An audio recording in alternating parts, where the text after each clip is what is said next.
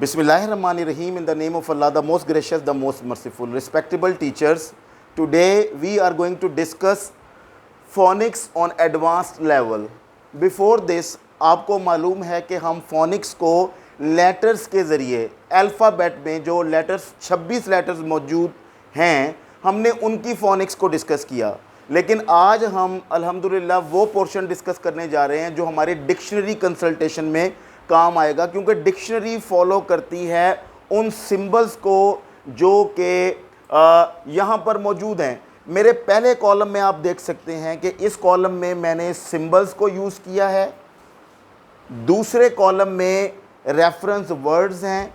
मैं ये बताता चलूँ कि रेफरेंस वर्ड्स वो आसान तरीन लफ्ज़ हैं जो डिक्शनरी ने सिलेक्ट किए हैं ताकि पढ़ने वाला उन लफ्ज़ों में छुपी हुई आवाज़ों को देख पाए। ये वो अल्फाज हैं जो हमारी क्लास 2-3 का बच्चा भी पढ़ सकता है, और इन अल्फाज का सहारा लेकर उन्होंने वो डिक्शनरी कंपाइल की जो पूरी दुनिया में रिकमेंडेड है। अगर आप कनाडा चले जाएं, ऑस्ट्रेलिया चले जाएं, जापान या चाइना, कहीं पर भी जाएं, इन्हीं साउंड की बेस पर जो है वो डिक्शनरी कंपोज हुई है, इनसे बाहर कुछ नहीं है। इसको अगर हम इस वक्त अंडरस्टैंड कर लेंगे तो it will be very effective to see the pronunciation. जब कभी भी हम अटकेंगे कि इस लफ्ज़ की प्रोनाउंसिएशन क्या है, तो हम फौरी तौर पर डिक्शनरी खोल के उन साउंड्स को, उन सिंबल्स को इकट्ठा करके जो साउंड है उस लफ्ज़ की, उसको हम पहचान सकते हैं। आइए मैं आपको दोबारा जो है इस बोर्ड के ऊपर लेकर आता हूँ। पहले कॉलम में सिंबल्स इस्तेमाल की गई हैं, दूसरे कॉलम में रेफरेंस वर्ड्स हैं, और तीसरे कॉलम में ये जो ब्लू इंक से मैंने लिखा है और ये रेड कलर से जो मैंने अंडरलाइन किए हैं, ये वो सिंबल्स हैं जो कि टारगेटेड सिंबल आप कह सकते हैं। These are the targeted symbol जिनकी हमने आवाज़ों को सीखना है कि इस सिंबल के पीछे कौन सी आवाज़ छुपी हुई है। सो लेट्स सी, पहले हम पढ़ेंगे इस सिंबल को जो कि प सिंबल है, आप प, और ये पेन में मौजूद है, प पेन। इसी तरह नेक्स्ट चलेंगे, जो लेटर बी से ली गई है, दैट इज़ ब। अब मैं इसको लेटर बी नहीं कहूँगा, इसको मैं ब पढ़ूँगा क्योंकि ये एज ए सिंबल यूज़ हो गई, ब। और ये बैड में मौजूद है आवाज़, ट टी, ड डिड, क ग च। यहाँ पे थोड़ा सा देखना होगा हमें, ये टी और एक लंबा जो इंटीग्रेशन का मैथ में साइन यूज़ होता है, ये लंबा एस अगर कर लें तो ये च की आवाज़ है।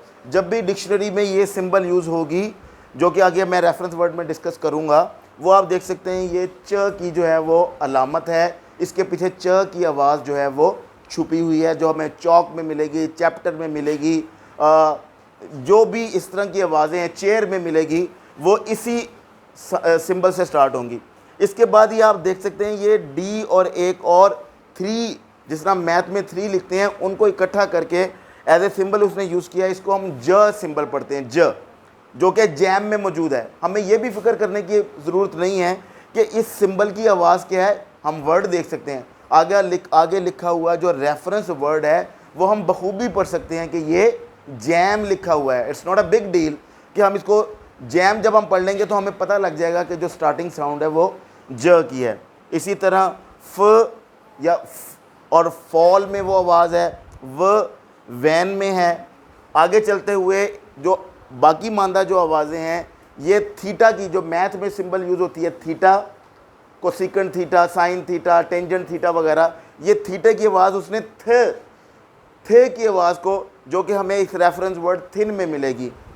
ये जो सिंबल है इसको उसने द के लिए यूज़ किया है, जो कि हमें दिस में मिलती है साउंड। इसी तरह जो कि एस लेटर में मिलती है, और ये सी में जब हम बोलते हैं तो ये सिंबल साउंड मौजूद है।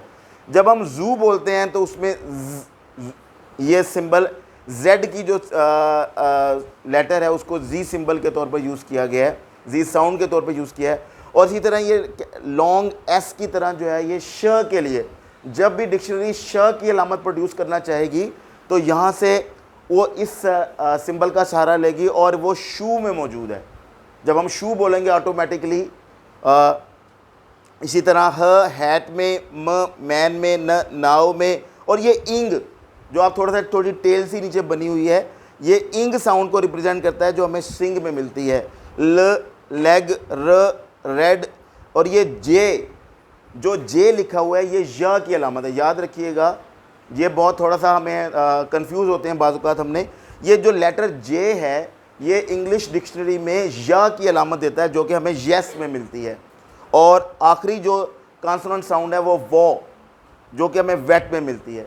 तो इस तरह मैंने दो कॉलम आपके सामने डिस्कस किए हैं। पहले कॉलम में सिंबल्स, दूसरे कॉलम में रेफरेंस वर्ड्स, यानी कि सिंबल वो जो हमारा टारगेट है कि इस सिंबल के पीछे कौन सी आवाज़ है, ये this is our first task. और दूसरा वो रेफरेंस वर्ड है, वो आसान तरीन लेकिन अहम तरीन लफ्ज़, जिसको हम पढ़कर ये देख सकते हैं कि इसमें कौन सी आवाज़ें पिन्हा हैं, कौन सी आवाज़ें छुपी हुई हैं।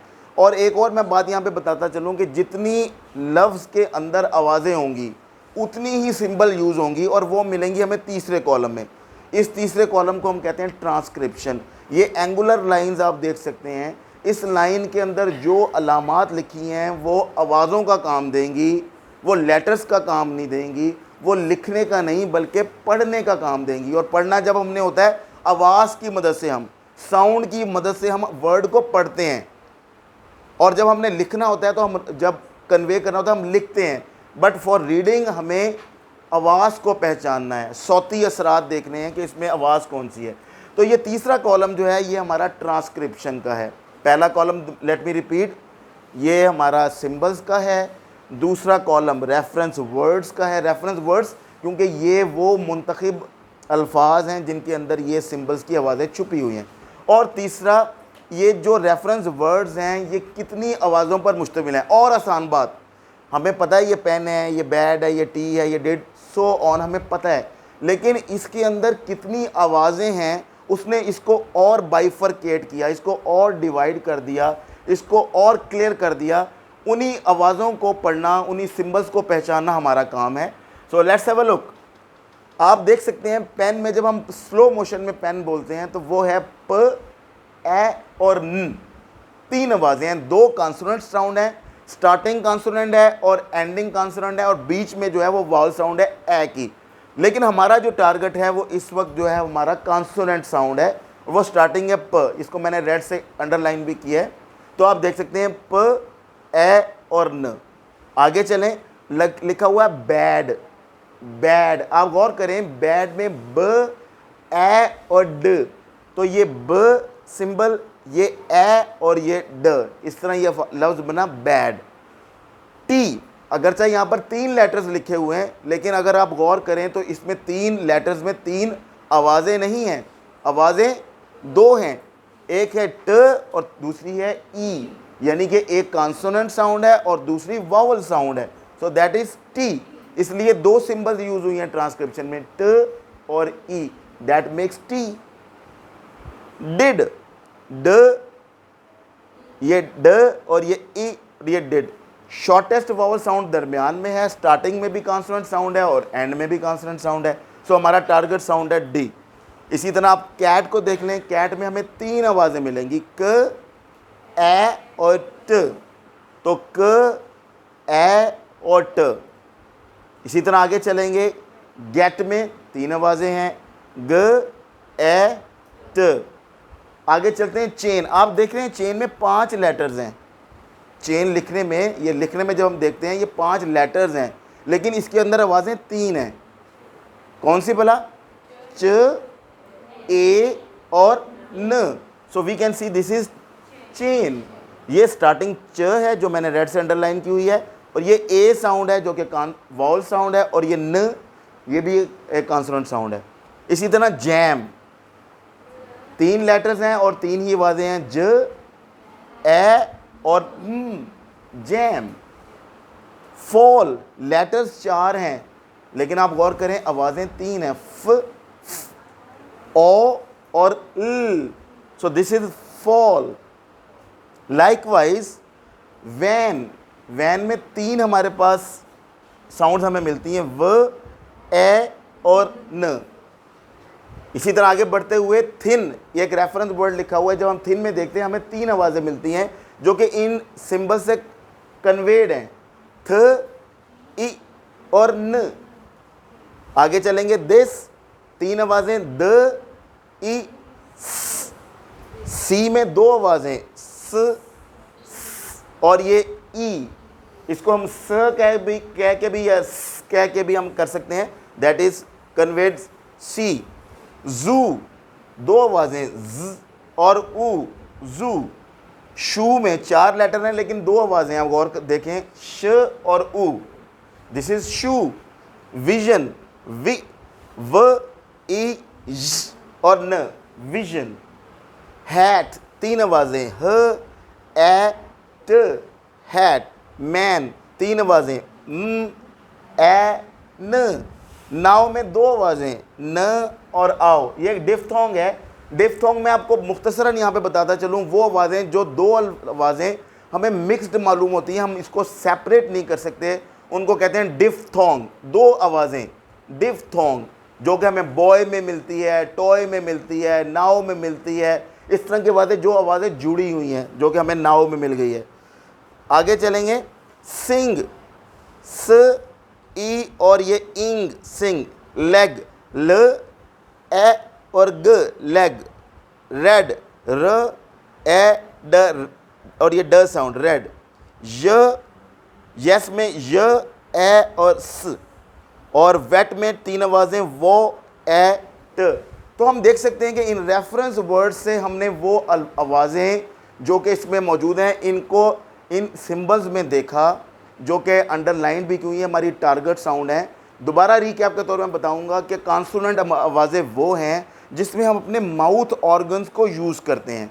जब हम कोई वर्ड बोलते हैं और हमारा माउथ ऑर्गन यूज़ होते हैं, टंग यूज़ होती है, टीथ यूज़ होती है, गम्स यूज़ होते हैं, अपर पैलेट, लोअर पैलेट्स, ये जो हमारे माउथ ऑर्गन्स को इन्वॉल्व करके, इनको इस्तेमाल करके जो हम साउंड प्रोड्यूस करते हैं, और ये खुद ब खुद होता है, बाय डिफ़ॉल्ट होता है हमारा, ये इसमें अपनी इसमें कोई कुदरत नहीं है, ये बाय डिफ़ॉल्ट होता है, हम खुद ब खुद ऐसा करते हैं, तो वो साउंड जो है वो कॉन्सोनेंट कहलाती हैं। जबकि इसके बरअक्स अल्फाज में जो दूसरी साउंड्स हैं वो वाउल साउंड्स होती हैं, या डिफ्थोंग होती हैं, या ट्रिफ्थोंग होती हैं।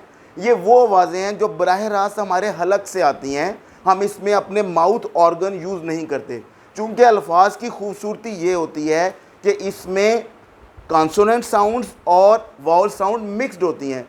छोटे से छोटा लफ्ज़ और बड़े से बड़े लफ्ज़ को लेते जाएं, आपको ये ऑटोमेटिकली जो है ना, ये दोनों साउंड्स जुड़ी ही होंगी। फिर आगे अगर आप इनके मकसद को देखें तो वावल साउंड का मकसद ये होता है कि वर्ड्स में सिलेबल्स को डिफ़ाइन करती हैं, कि एक वर्ड में